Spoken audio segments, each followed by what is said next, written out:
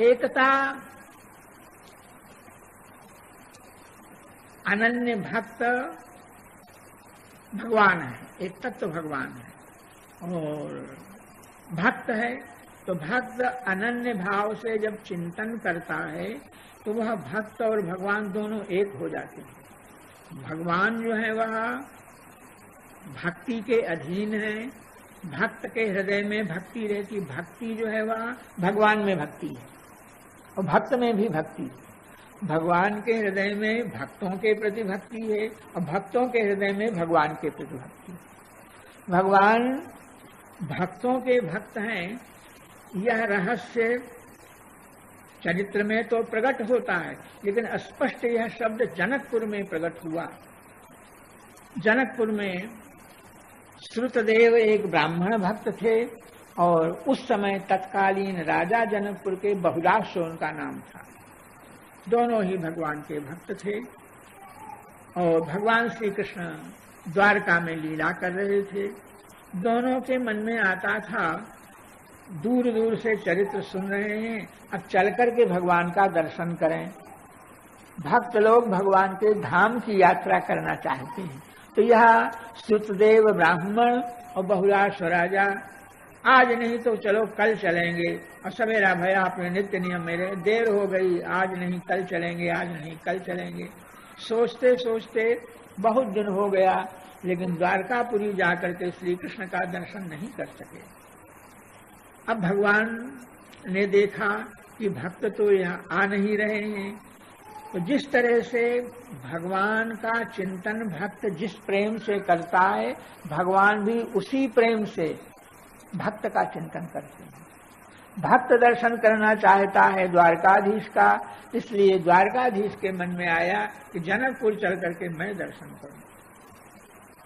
भगवान ने रथ तैयार कराए और बहुत से ऋषि मुनि महात्माओं को साथ लिया, क्योंकि जनकपुर के राजा भक्त हैं, योगी हैं, वहां सत्संग प्रधान होगा।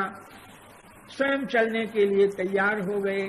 एक दो नहीं, अनेक ऋषि मुनि रथों में बैठ करके जनकपुर की यात्रा के लिए तैयार हुए। सुखदेव जी कथा को कहते कहते कह रहे हैं कि मैं भी था। सुखदेव जी ने कहा कि उस यात्रा में भगवान द्वारकाधीश के साथ मैं भी जनकपुर गया। जनकपुर पहुंचने पर भगवान ने सोचा कि दो भक्त हैं जनकपुर में, एक तो निष्किंचन ब्राह्मण। निष्किंचन उसको कहते हैं कि जिसके पास कुछ न हो, अपना कहने के लिए जिसके पास कुछ नहीं, अपने शरीर को भी वह अपना नहीं कहता है, उस भक्त को निष्किंचन कहते हैं। और परम अकिंचन प्रिय हरि तेरे, ताते कहीं संत सुत तेरे। अत्यंत निष्किंचन भक्त ही भगवान को प्यारे हैं। यह बात वेद शास्त्र सब पुकार पुकार करके कहते हैं। और भगवान ने द्वारका लीला में रुक्मिणी जी के साथ संवाद में कहा कि निष्किंचना वयम शस्त्र शश्वत अनिष्किंचन जनप्रिया। देवी रुक्मिणी, मैं तो निष्किंचन हूँ, कुछ मेरे पास नहीं है, एक दिन का नहीं, सदा सदा का मैं निष्किंचन हूँ। और स्वयं जो जैसा होता है वह वैसे ही लोगों से प्रेम करता है। तो मैं, चोर का प्रेम चोर से होगा, भक्त का प्रेम भक्त से होगा, तो जो जैसा होता है उसका प्रेम वैसे ही लोगों से होता है। तो मैं स्वयं निष्किंचन हूँ, अपना कहने के लिए मेरे पास कुछ नहीं है और निष्किंचन भक्तों से ही प्रेम करता हूँ। देवी निष्किंचन भक्त नारद जी हैं, हमारे प्रेमी हैं, हमारी कथा वार्ता तुमको सुना दिया, उनकी बातों में तुम आ गई और तुमने झट हमको चिट्ठी लिख दिया और उपाय बता दिया हरण करने का, हम तुमको ले आए। मैं स्त्रियों का लोभी नहीं हूं, हमको स्त्रियों का संग्रह करने का 16,108 रानी पटरानियां हैं, इतने पर भी भगवान कहते हैं कि हमको स्त्रियों का लोभ नहीं है, मैं इनका संग्रह नहीं करना चाहता हूं और अभी कुछ नहीं बिगड़ा है।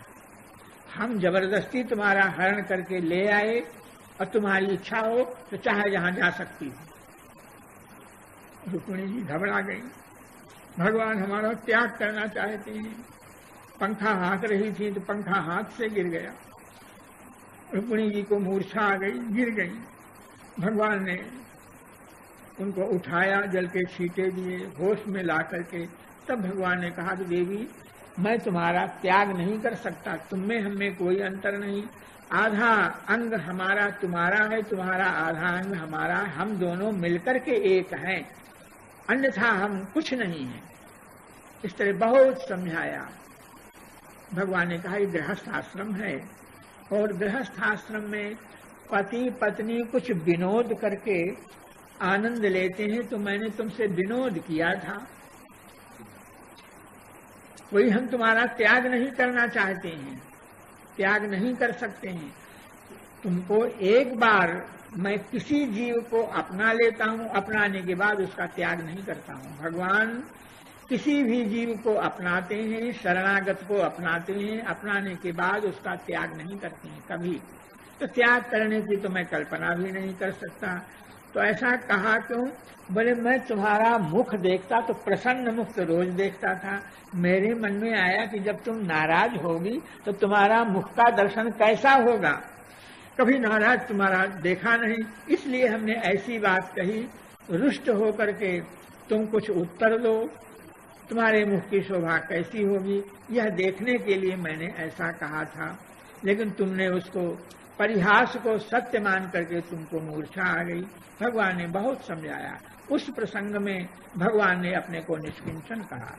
निष्किंचना वयम शश्वत। भगवान सर्वेश्वर हैं और सब कुछ भगवान का है। तो रुक्मिणी जी ने एक एक बात का उत्तर दिया भगवान को। अपने को आप निष्किंचन कहते हैं, यह आपका कहना ठीक है। वस्तुतः जितना कुछ है संसार में, अनंत कोटि ब्रह्मांड है और अनंत संपत्ति है, अनंत भक्त हैं, तो वह सब आप ही के हैं, सबके आप हैं। इसलिए इतने पर भी आप उनमें आसक्ति नहीं करते हैं। द्वारका है, इतनी रानी पटरानियां हैं, सब पर आपकी कृपा है, लेकिन उनको आप आसक्ति उनमें आपकी नहीं है। आप उनसे उनको अपना न मान करके संपत्ति को, संसार की माया को, किसी को आप अपना नहीं मानते हैं, इसलिए आप निष्किंचन हैं। यह आपका कहना सही है। भगवान ने रुक्मिणी की एक एक बात का उत्तर दे करके समझाया रुक्मिणी को। रुक्मिणी ने उत्तर दिया उनको, भगवान को। इस प्रकार भगवान श्री कृष्ण भक्तों से प्रेम रखते हैं। तो जिस भाव से भक्त चिंतन करता है, उस भक्त को उसी भाव से चिंतन करते हैं। एक दिन भगवान महाभारत के युद्ध में ध्यान लगाए बैठे हुए थे। अर्जुन ने जाकर के देखा तो भगवान ध्यान लगाए बैठे हैं। बैठे रहे, जब ध्यान खुला तो पूछा कि महाराज आप तो सर्वेश्वर हैं, सारा संसार आपका ध्यान करता है, फिर ये कौन सा नाटक कर रहे हैं, आप किसका ध्यान कर रहे हैं? भगवान ने कहा कि भक्त लोग मेरा ध्यान करते हैं और मैं अपने प्रेमी भक्तों का ध्यान करता हूँ। तो इस समय किसका ध्यान कर रहे थे? तो कहा कि इस समय मैं भीष्म पितामह का ध्यान कर रहा हूँ। इस कहने का तात्पर्य, जिस भाव से भक्त भगवान को भजता है, भगवान उसी भाव से अपने भक्त को भजते हैं। भक्त जो है भगवान के वियोग में व्याकुल होता है, तो भगवान स्वयं उसके वियोग में व्याकुल हो जाता है। स्वयं भगवान वियोग में व्याकुल हो जाते हैं। तो जनकपुरी के भक्त बहुलाश्व राजा, श्रुतदेव ब्राह्मण, ये भगवान के प्रेम में व्याकुल थे और दर्शन करने द्वारका आ नहीं पा रहे थे। इसलिए स्वयं भगवान द्वारकाधीश रथों में ऋषियों मुनियों को साथ में लेकर के जनकपुर पहुंच गए। फिर सोचा कि यहाँ दो भक्त हैं तो क्या करें। एक भक्त के यहाँ जाएंगे तो दूसरा कहेगा अरे राजा के यहाँ जाएं तो बेचारा निष्किंचन गरीब ब्राह्मण कहेगा कि राजा के यहाँ चला गया, मैं तो निष्किंचन ब्राह्मण हूं। ब्राह्मण के यहाँ चले जाएं तो राजा सोचेगा कि भगवान तो ब्राह्मणों को आदर देते हैं, मेरे यहाँ नहीं आए, ब्राह्मण के यहाँ चले गए।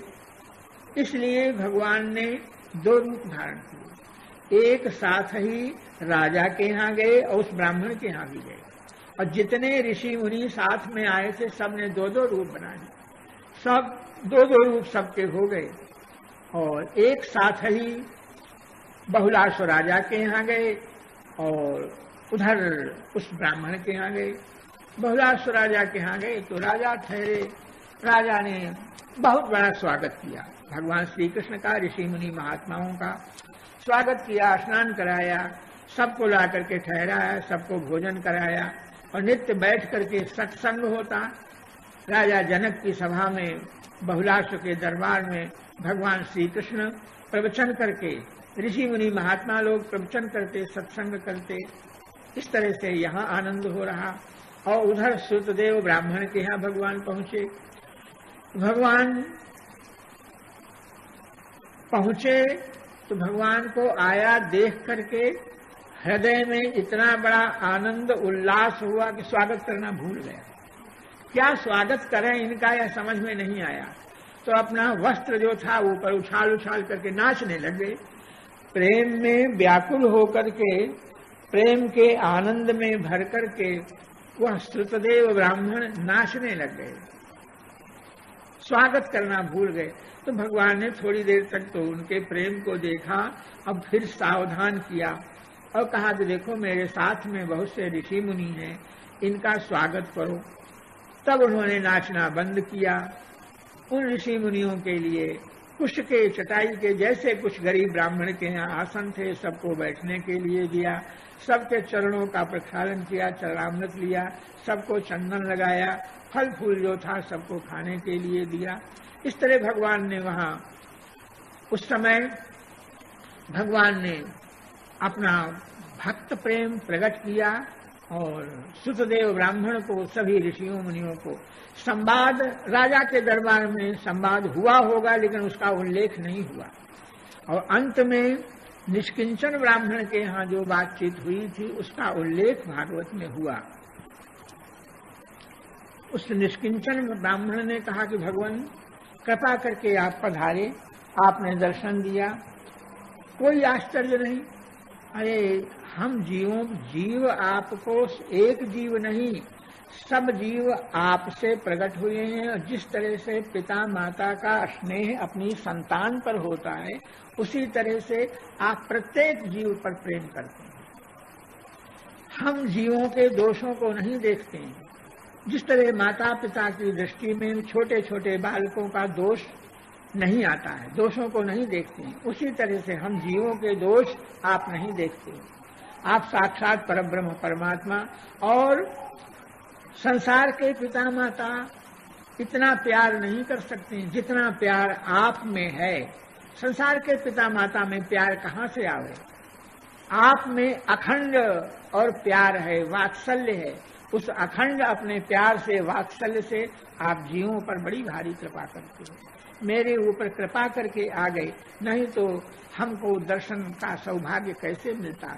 बड़ी भारी आपने कृपा की। और एक ज्ञान की सी बात कही, यह शरीर आज हमसे आप मिल रहे हैं, यह मिलन भी हमारा आपका कोई नया नहीं है। हमारा आपका जो आज यह मिलन हो रहा है यह नया नहीं है। सदा सर्वदा हमसे आप मिले भये हैं, हमसे आप दूर नहीं हो रहे हैं।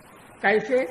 सबसे पहले तो 5 तत्वों के द्वारा यह शरीर भया मिला है, तो 5 तत्व संगठित भये तो शरीर बना। तो उन प्रत्येक तत्वों में स्वयं आप व्याप्त। कोई ऐसा तत्व नहीं जिसमें भगवान न हो। भगवान पृथ्वी में है, वायु में है, अग्नि में, जल में, सब में भगवान है। तो जब सब में आप हैं ही हैं, और उसके बाद फिर आपने 5 तत्व से यह शरीर बना, शरीर में जीवात्मा। तब तक यह चैतन्यता शरीर में नहीं आई जब तक आपने उस शरीर में प्रवेश नहीं किया। सृष्टि करने के बाद भगवान ने जब प्रवेश किया तब उसमें चैतन्यता आई। तो यह इसलिए हम आपसे अलग कभी नहीं है, हमारा आपका सदा मिलन है। लेकिन आज आपने जो कृपा करके इस दिव्य स्वरूप से, द्वारकाधीश श्री कृष्ण रूप से आपने आकर दर्शन दिया, इसमें आपकी कृपा प्रधान है। हम चाहते तो, हम तो बहुत दिन से चाह रहे हैं लेकिन हम आप तक नहीं पहुंचे। हम चाहते थे कि आपका दर्शन करें, लेकिन हम चाह करके भी आपका दर्शन नहीं कर सके और आपने कृपा किया तो यहाँ आकर के दर्शन दिया। वहां पर सुखदेव जी कहते हैं, एवं स्वभक्तयो राजन भगवान भक्त भक्तिमान उषित्वादिश्य सन्मार्गम पुनर्द्वारवती मगात। इस तरह से भगवान 2 महीने तक जनकपुर में रहे और उषित्वा माने निवास करके और सन्मार्ग का उपदेश दे करके भगवान ने जनकपुर के भक्तों को सन्मार्ग का, सच्चा रास्ता क्या है, किस रास्ते से चलना चाहिए, क्या साध्य है, क्या साधन है, सबका उपदेश भगवान ने सबको दिया। उषित्वादिश्य सन्मार्गम। और कौन से भगवान ने, तो भगवान भक्त भक्तिमान। वहां पर श्री सुखदेव जी ने भगवान श्री कृष्ण को भक्तों का भक्त कहा। भगवान श्री कृष्ण अपने भक्तों के भक्त हैं। भक्त भक्तिमान, भक्तों में जिनका प्रेम है वे भगवान 2 महीने रह करके सन्मार्ग का उपदेश दे करके पुनर्द्वारवती मगाद, पुनः आप द्वारका को पधारे, द्वारका में आप आए। तो यह रहस्य जनक भगवान, रहस्य तो चरित्रों में सब जगह विदित है, लेकिन स्पष्ट शब्द भगवान भक्त के भक्त हैं, यह स्पष्ट शब्द जनकपुर में प्रकट हुआ। प्रेम का धाम, ज्ञान का धाम जनकपुर, वहां ये रहस्य जो सो खुला। इससे सब लोगों को बड़ी भारी प्रसन्नता हुई।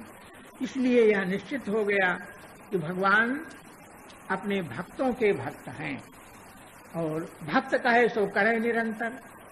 यह सृष्टि क्यों की, सृष्टि का करने का कारण क्या, तो अकेले भगवान को अच्छा नहीं लगता, अकेले किसी को अच्छा नहीं लगता। तो एको हम बहुश्याम, मैं एक अनेक रूप वाला हो जाऊं, इस इच्छा से भगवान ने सृष्टि का विस्तार किया। सृष्टि क्यों हुई, तो सो केवल भक्तन हित लागी।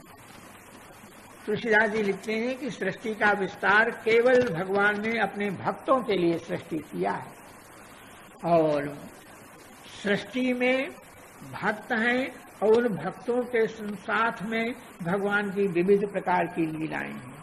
भगवान भक्तों के साथ तरह तरह के चरित्र करते हैं, अकेले उनसे रहा नहीं जाता, इसलिए अनंत भक्तों के साथ अनंत लीलाएं करके स्वयं आनंदित होते हैं और भक्त को भी आनंद देते हैं। यह सृष्टि का कारण है, नहीं तो भगवान को सृष्टि की आवश्यकता भी नहीं थी, क्या जरूरत थी सृष्टि करने की। तो सृष्टि जो हुई है वह भक्तों के लिए सृष्टि हुई। भ्रष्ट भक्तों की सृष्टि जो है वह करके भगवान उन भक्तों के साथ क्रीड़ा करके, आनंद लेकर के, अपने चरित्रों का विस्तार करके इस योग्य लीला करते हैं कि जिस लीला का दान किया जा सके। माता कुंती ने अपनी स्तुति में स्पष्ट किया है कि आप का अवतार क्यों होता है, अवतार बाद का जो रहस्य है उसको माता कुंती ने स्पष्ट किया। माता कुंती ने कहा कि भगवान, अगर आपका यह अवतार न हुआ होता, इस बार कृष्ण श्री कृष्ण रूप से आप प्रकट न हुए होते, तो बड़े बड़े ऋषि मुनि अमलात्मा किसका ध्यान करते। तो उनको ध्यान करने के योग्य आपने शरीर प्रकट किया। आपने अपना कृष्ण स्वरूप इसलिए प्रकट किया, इसलिए उसका दर्शन दिया कि आपका लोग ध्यान कर सकें। यह आप प्रकट न किया होता आपने, तो भक्त लोग किसका ध्यान करते। इसलिए भक्तों के लिए ही आपका यह अवतार हुआ। पुनः आपने लीलाओं का विस्तार किया और लीला का अगर विस्तार न करते, भक्त लोग अपनी वाणी से क्या गान करते, गाने का विषय कुछ नहीं था। तो आपने लीला इस प्रकार की थी कि भक्तों के गाने के लिए हो गया। तो कहने का तात्पर्य, आपका जितना कुछ चरित्र है वह ऐसा विस्तार इसलिए किया कि भगवान के चरित्र को भक्त लोग गान करके और आनंदित हों। रूप आपने इसलिए प्रकट किया कि आपके रूप का ध्यान करके, दर्शन करके भक्त लोग आनंदित हों। इसलिए आपका अवतार होता है। मुख्य प्रयोजन यही है। और कुछ लोग और बात बताते हैं। कुछ लोग कहते हैं कि यह यदुवंश मलयाचल पर्वत के समान है, इसकी कीर्ति को बढ़ाने के लिए, इसलिए मलयाचल पर जैसे चंदन होता है, चंदन मलय पहाड़ की कीर्ति को बढ़ाता है, उस तरह से यदुवंश में प्रकट होकर के यदुवंश की कीर्ति को आपने बढ़ाया, ऐसा कुछ लोग कहते हैं। कुछ लोग कहते हैं कि ब्रह्मा आदि देवताओं की प्रार्थना पर दुष्टों का संहार करने के लिए, पृथ्वी का भार उतारने के लिए आपका अवतार हुआ, ऐसा कुछ लोग कहते हैं। लेकिन ये सब कारण गौण हैं। मुख्य कारण तो आपका यह है कि भक्तों के लिए आपने अवतार लिया, नहीं तो पृथ्वी का भार उतारने का प्रश्न है। तो पृथ्वी का भार उतारने के लिए आपको अवतार लेने की जरूरत नहीं है। अपने धाम में आप बैठे हैं, पृथ्वी पर भार बढ़ गया तो आप सत्य संकल्प हैं, वहीं बैठे बैठे आप इच्छा करें कि पृथ्वी का भार नष्ट हो जाए, दुष्टों का नाश हो जाए, तो बिना अवतार लिए पृथ्वी के दुष्टों का नाश हो जाएगा। सत्य संकल्प श्री कृष्ण है। तो इसलिए दुष्टों का नाश करने के लिए आपको अवतार लेने की कोई जरूरत नहीं। लेकिन अपने संकल्प से भक्त के मनोरथ को आप पूरा नहीं कर सकते। शबरी वन में रहती है, गुरु महाराज कह गए हैं कि यहीं रहो, अभी भगवान का अवतार भी नहीं हुआ है, भगवान यहीं आकर के तुमको दर्शन देंगे। तो वह शबरी को दर्शन देना जो है वह आप अपने संकल्प से नहीं कर, उसके लिए तो प्रत्यक्ष आपको जाना पड़ेगा। ऐसे भक्तों के मनोरथों को पूर्ण आप अपने संकल्प से नहीं कर सकते, उनके लिए तो प्रत्यक्ष जाकर के उनके सामने उपस्थित होना पड़ेगा। इसलिए आपका अवतार का कारण भक्त ही हैं। भक्तों को सुख देने के लिए आपके अवतार होते हैं। यह रहस्य मैं कह रहा था कि श्री ब्रह्मा जी के मोह का वर्णन किया। तो ब्रह्मा जी नाभा के रूप में आए और गुरु महाराज की सेवा करके उनका आशीर्वाद प्राप्त हुआ। आशीर्वाद प्राप्त करके, और इसलिए भक्तमाल में लिखा है कि काढ़्यो गाभा वेद को। भक्तमाल क्या है? तो वेद का गाभा का अर्थ होता अंकुर, वेद का अंकुर है भक्तमाल। और ब्रह्मा के मुख से चारों वेद निकले, और ये ब्रह्मा जी है नाभा जी, इसलिए इनके मुख से जो कुछ निकला वह वेद का अंकुर निकला। भक्तों का चरित्र वेद में व्याप्त है और उसे दूसरा कोई प्रकट नहीं कर सकता था, इसलिए ब्रह्मा ही नाभा के रूप में प्रकट हुए और भक्त चरित्रों का उन्होंने वर्णन किया। जो व्याप्त था भक्त चरित्र, उसका उन्होंने वर्णन किया। और वर्णन करने के बाद श्री भक्तमाल में लिखा है कि नाभा जी ने भक्त चरित्रों की माला बनाई। भक्तों का चरित्र बना करके माला में वै जयंती माला, 5 रंग जिसमें हैं, 5 रंगों की माला आपने बनाई।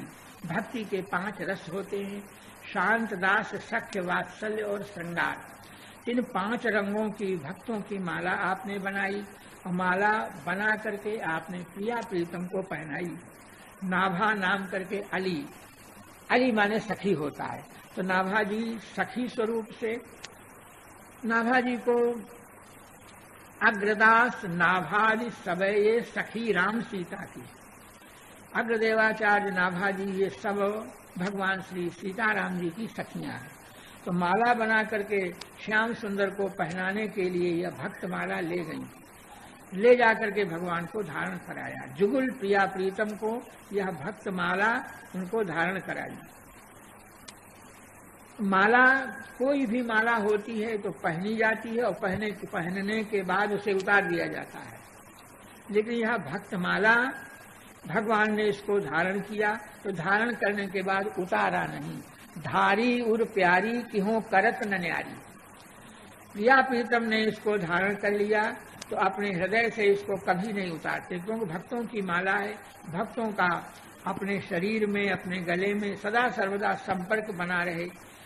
गले में भक्त जो है वह भगवान के गले में है।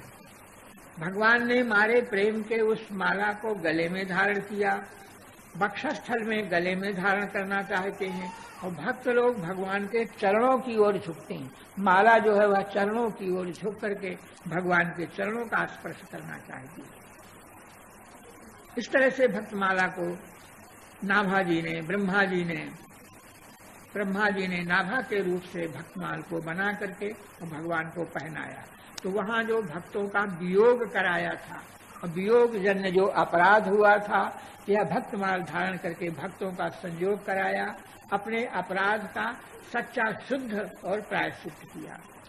प्रायश्चित होने पर भगवान भक्तमाल को धारण करके ब्रह्मा जी के ऊपर प्रसन्न हुए।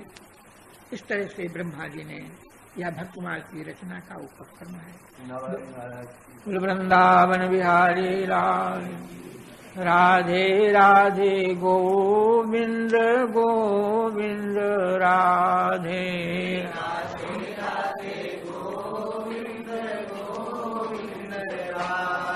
श्री राधे राधे गोविंद गोविंद राधे।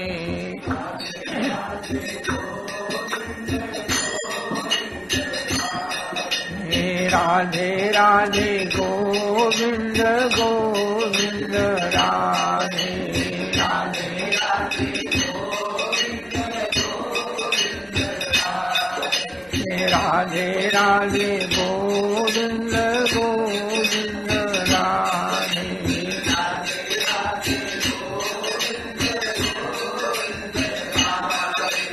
गोविंद राधे गोपाल राधे। गोविंद राधे गोपाल राधे। गोविंद राधे गोपाल राधे। गोविंद राधे गोपाल राधे। राधे राधे गोविंद गोविंद राधे।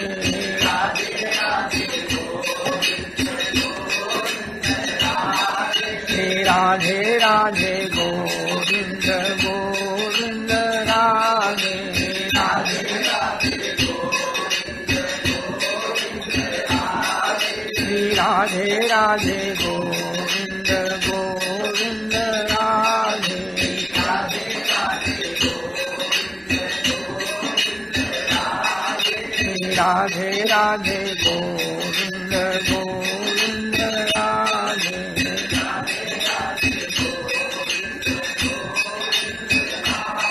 श्री राधे राधे गोविंद गोविंद राधे।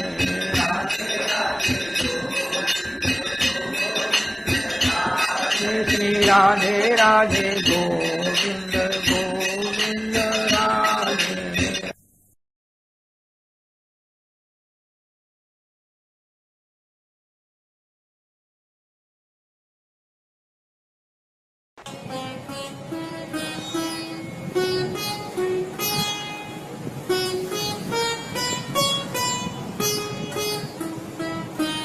श्री सीताराम। प्रतिदिन सत्संग एवं दर्शन के लिए श्री महाराज जी के ऑफिशियल चैनल को जरूर सब्सक्राइब करें।